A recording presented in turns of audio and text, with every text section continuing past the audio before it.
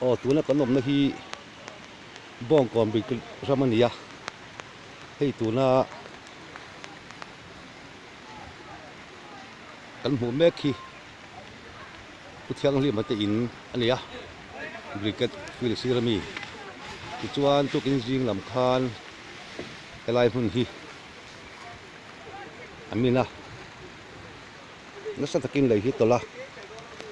chuan ong thang lam akong ala in saten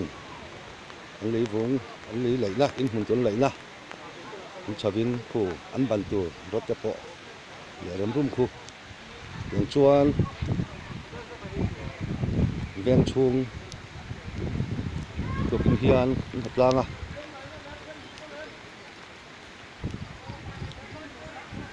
ti hian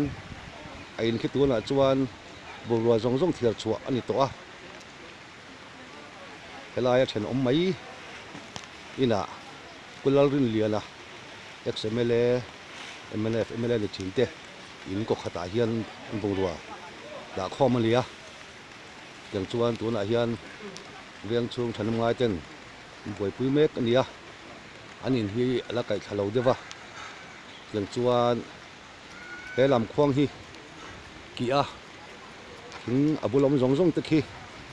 rot fai veka yang chuan silpolina khu pui khu him hang tum chin ania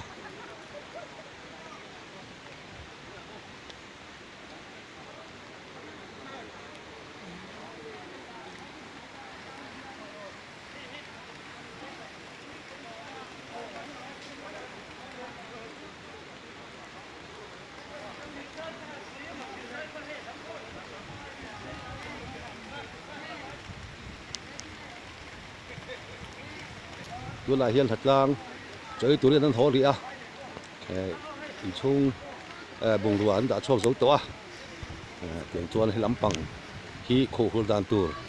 ngai tu le don mek ania silpolin hi an la nei tlem khop mai a pali panga chau an la nei a chu pang chuan khathang khoi tu ten tu la han ngai tu don mek ani chuan lang khwang tu so thang ki an tum mek ania